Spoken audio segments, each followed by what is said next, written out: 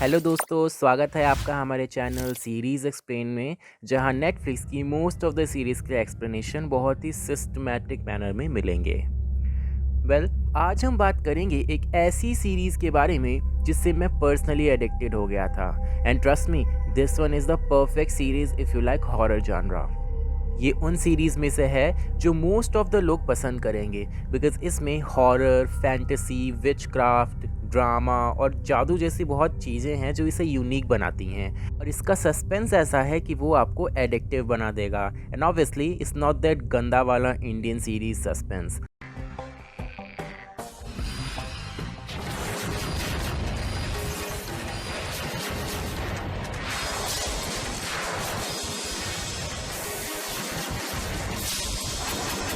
ताजी ने जड़ा परी भाभी के थप्पड़।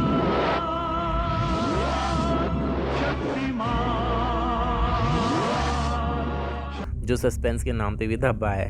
खैर, बुराई बाद में करेंगे, बढ़ते हैं अपनी series chilling adventures of Sabrina की तरफ, जो 26 अक्टूबर को 2018 में नेटफ्लिक्स पर रिलीज हुई थी। और इस सीरीज को Roberto Aguirre what the pronouncenames.com Aguirre. Okay सकासा ने डेवलप किया है। बहुत ही गंदा सा नाम है, पर कोई नहीं। अगर इसकी रेटिंग्स के बारे में बात करें तो IMDb पे इसकी रेटिंग है 7.6 स्टार्स आउट ऑफ 10, जो कि काफ़ी अच्छी है, बिकॉज IMDb जल्दी किसी को अच्छी रेटिंग नहीं देता, चाहे वो कितनी ही अच्छी हो। और मैंने पर्सनली ये नोटिस किया है कि IMDb बकवास सीरीज़ को अच्छी रेटिंग दे देता है और अच्छी सीरीज़ को थोड़ी कम। But it's just my point of view, so yeah, but I think IMDb is kind of overrated. खैर, रॉटन टोमेटोज पे इट्स 84% फ्रेश एंड TV.com पे इट्स 8.8 स्टार्स आउट ऑफ 10। अब मैं आपको बता दूं कि मैं इस सीज़न को कुछ पार्ट्स में कवर करूंगा, तो इसके सारे पार्ट्स देखना ना भूलें। और जैसे जैसे हम एपिसोड में आगे बढ़ते रहेंगे, वैसे वैसे मैं आपको कैरेक्टर्स इंट्रोड्यूस कराता जाऊंगा। तो बढ़ते हैं सीज़न के एपिसोड 1 की तरफ, जो है अक्टूबर कंट्री। तो एपिसोड शुरू होता है विद सबरीना स्पेलमैन, जो कि इस सीरीज़ की लीड कैरेक्टर है। सबरीना एक टीनेजर है जो अपने बॉयफ्रेंड हार्वी और बेस्ट फ्रेंड रॉज एंड सूजी के साथ अपने मोस्ट ऑफ द डेज को बिताती है, और वो अपनी आंटीज जेल्डा और हेल्डा स्पेलमैन और कज़न एम्ब्रोस के साथ ग्रीनडेल नाम के टाउन में रहती है, जहां वो एक मॉर्चुअरी चलाती है। Now she is half which and half human, और इसीलिए उसे अपने 16th बर्थडे पर चूज़ करना पड़ेगा कि उसे ह्यूमन रहना है या विच बनना है, जो कि उसके डार्क बैप्टिज्म के थ्रू होगा। अब मैं यहाँ आपको बता दूँ कि डार्क बैप्टिज्म वो प्रोसेस है जहाँ सबरीना अपनी सोल डार्क लॉर्ड को देकर एक विच बन पाएगी। अब यहाँ डार्क लॉर्ड और कोई नहीं बल्कि द फॉलन एंजल लूसीफर है। अब मैं यहाँ आपको लूसीफर की एक छोटी सी कहानी बताना चाहूँगा, जिससे आपको एक बेटर अंडरस्टैंडिंग मिल पाएगी। तो बाइबल के अकॉर्डिंग जब गॉड्स ने हेवन को बनाया था, तब उन्होंने कुछ एंजल्स भी बनाए, और जिसमें से कुछ आर्क एंजल्स थी। कहा जाता है कि आर्क एंजल्स सबसे हाईएस्ट रैंक की एंजल्स थीं, और उन आर्क एंजल्स में से भी सबसे हाईएस्ट आर्क एंजल था लूसीफर मॉर्निंग स्टार। और according to the biblical stories, he was the most beautiful creature the God has ever created, जो हर तरीके से परफेक्ट था।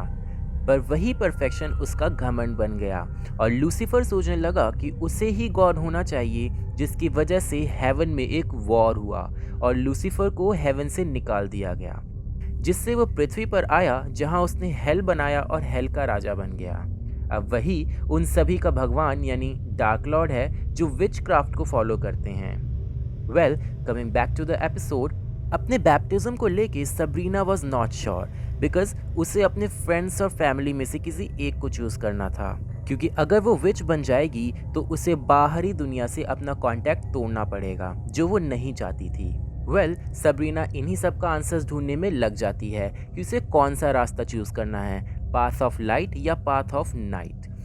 Bye the way, next scene में हम देख पाते हैं कि जब सबरीना नहा रही होती है, तब उसे एक विजन आता है, जहां उसे 2 बच्चों की रोने की आवाज़ सुनाई देती है। वहीं मीनवाइल हम देख पाते हैं कि सबरीना की टीचर मैरी वॉर्डवेल को रास्ते में एक लड़की दिखाई देती है, जिसे वो अपने घर ले आती हैं, और नेक्स्ट सीन में हम देख पाते हैं कि वो लड़की और कोई नहीं बल्कि मैडम सेटन थी, जो कि डार्क लॉर्ड की सबसे वफादार विच हैं। नेक्स्ट सीन में मैडम सेटन मैरी वॉर्डवेल को मार देती हैं और खुद मिस वॉर्डवेल का रूप ले लेती हैं। अब यहाँ मैं आपको बता दूं कि मैडम सेटन, जो कि अब मिस वॉर्डवेल हैं, वो सबरीना को विच बनाना चाहती हैं और सबरीना की सोल डार्क लॉर्ड को देना चाहती हैं। सीरीज में मैडम सेटन का भी बहुत इंपॉर्टेंट रोल है, जो कि अब हमें मिस वॉर्डवेल के रूप में दिखाई देंगी, क्योंकि उन्होंने मिस वॉर्डवेल को मार दिया है। एपिसोड के लास्ट सीन में हम देख पाते हैं कि सबरीना के घर के पास फॉरेस्ट में सबरीना 3 वियर्ड सिस्टर से मिलती हैं, जो विच होती हैं। वियर्ड सिस्टर सबरीना को हिंट देती हैं कि शायद उसके पेरेंट्स एक्सीडेंट में नहीं बल्कि मर्डर की वजह से मरे हैं। एपिसोड 1 यहीं खत्म हो जाता है। तो बढ़ते हैं एपिसोड 2 की तरफ, जो है द डार्क बैप्टिज्म। तो एपिसोड शुरू करने से पहले मैं आपको बता दूं कि विचेस का अपना एक अलग चर्च होता है, जिसे चर्च ऑफ नाइट कहा जाता है, और ह्यूमंस के चर्च को चर्च ऑफ लाइट कहा जाता है। एपिसोड शुरू होता है जब चर्च ऑफ नाइट के high priest father Blackwood Sabrina और उसकी फैमिली को विजिट करने आते हैं, जहां वो सबरीना को विश्वास दिलाते हैं कि उसे बैप्टिज्म करा लेना चाहिए, और सबरीना के सभी सवालों के जवाब दे देते हैं। मीनवाइल स्पेलमन मॉर्चुअरी में एक डेड बॉडी आती है, जिसे इंस्पेक्ट करते समय एम्ब्रोज समझता है कि वो डेड बॉडी एक मेल विच यानी एक वॉरलॉक की है, जिसे विच हंटर ने मार दिया होगा। नाउ सीन चेंज होकर सबरीना के स्कूल बैक्स्टर हाई पर फोकस करता है, जहां सबरीना के फ्रेंड सूजी को 4 फुटबॉल प्लेयर्स बुली कर रहे होते हैं, जिसकी वजह से सबरीना को ये मैटर अपने हाथों में लेना पड़ता है, और सबरीना वियर्ड सिस्टर के साथ मिलके उन लड़कों को डरा के सबक सिखाती है। पर उसने अभी तक ये सोचा नहीं था कि उसे क्या चुनना है, विच लाइफ की ह्यूमन लाइफ। सबरीना का बर्थडे आ जाता है और वो अपनी लास्ट नाइट अपने फ्रेंड्स के साथ बिताना चाहती थी, जिससे पता चलता है कि सबरीना ने कहीं ना कहीं विच लाइफ को चूज करने का सोच लिया था।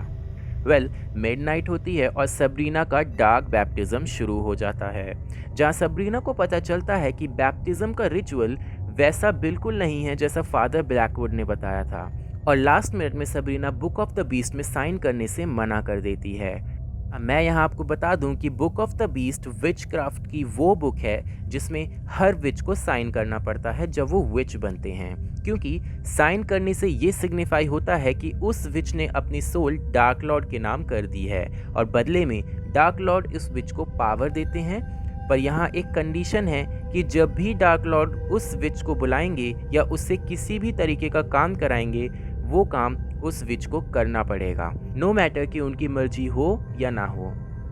और यही सब समझने के बाद सबरीना अपना डार्क बैप्टिज्म पूरा नहीं करती है और वो घर वापस आ जाती है। एपिसोड 2 यहीं खत्म हो जाता है। तो आई होप आपको इसकी एक्सप्लेनेशन समझ में आ गई होगी, और अगर आपको इसके आगे के पार्ट्स देखने हैं तो प्लीज़ सब्सक्राइब करना ना भूलें। Until then take care.